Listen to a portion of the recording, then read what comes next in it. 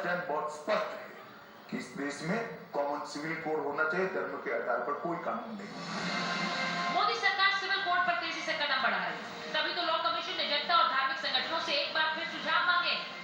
आज जिस तरह का विचार हो रहा है कि हर स्टेट अपनी अपनी कमेटी बनाकर भी इसके ऊपर विचार कर रही है, शायद जो ऑब्जेक्टिव है वो इससे बेहतर तब इंप्लीमेंट हो पाएगा जब लॉ कमीशन की रिपोर्ट के ऊपर बेस्ड केंद्रीय सरकार पार्लियामेंट के माध्यम से इस तरह का एक कानून लेकर के आती है। कॉमन सिविल कोड पर सियासत और चर्चाओं का बाजार गर्म है। 22वें विधि आयोग ने अब देश के लोगों को सुझाव भेजने के लिए 30 दिन का समय दिया। सुझाव देने से पहले आप जान लीजिए कि यूनिफॉर्म सिविल कोड यानी हर नागरिक के लिए एक समान कानून होगा, हर धर्म जाति लिंग के लिए एक कानून, शादी तलाक जमीन बंटवारे में एक जैसा नियम होगा, वसीयत और बच्चा गोद लेने में भी एक समान कानून ही होगा। इसका सीधा मतलब यह है कि देश में शादी तलाक बच्चा गोद लेने जमीन के बंटवारे जैसे मामलों में अलग अलग कानून नहीं बल्कि एक ही कानून को मानना होगा। लेकिन मुस्लिम नेताओं को यह मंजूर नहीं।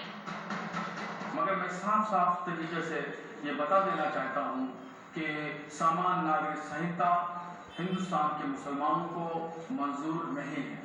किसी भी सूरत पर हम इसको यकसा सिविल कोड को कबूल नहीं करते हैं। बड़े अफसोस की बात है कि इस वक्त कानून सिविल कोड की बात हो रही है, सब शिक्षा का बात होना चाहिए, बेरोजगारी का बात होना चाहिए, इस वक्त जहालत का बात होना चाहिए, इस वक्त और दूसरे मुद्दों पर बात होना चाहिए।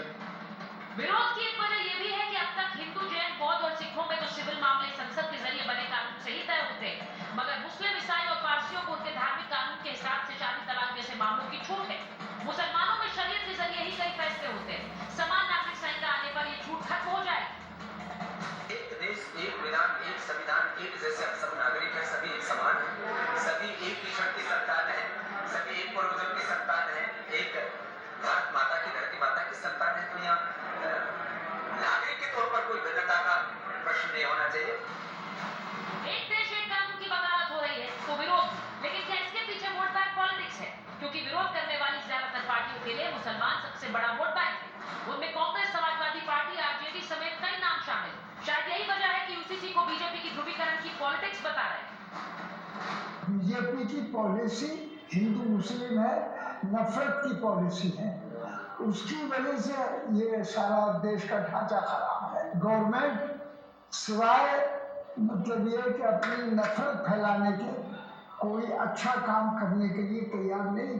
ये भारतीय जनता पार्टी देश हित को कुर्बान करके हर मुद्दे पर चुनाव जीतने के लिए पोलराइजेशन कर रही है, ध्रुवीकरण कर रही है। किसी भी कीमत पर ये बीजेपी के नियम कानून से देश नहीं चलेगा। देश अपने नियम कानून संविधान से चलेगा और बीजेपी की अब विदाई का समय है, इसलिए बीजेपी चाह कर भी कुछ नहीं कर पाएगी। विरोध की सियासत शांत नहीं हो रही, लेकिन सिविल कोड साल 1989 से ही बीजेपी के संकल्प पत्र का हिस्सा रहा।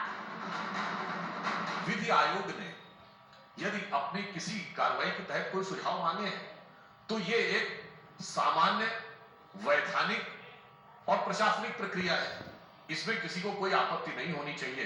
सेक्शन 37 जो है directive principle of state policy, उसी में जो नीति निर्देशक सिद्धांत है, उसी में इस बात की अनुशंसा की गई है कि सरकार को इस बात का प्रयास करना चाहिए कि देश के अंदर यूनिफॉर्म सिविल कोड लागू किया जाए। ये तो संविधान जो है डायरेक्टिव प्रिंसिपल में इस बात का उल्लेख है। जिनके साथ शुरुआत कर रहे हैं जनता की महाभारत का, देश में सब समान है तो कानून अलग अलग क्यों है? आज सबसे बड़ा सवाल ये है। सवाल ये भी आज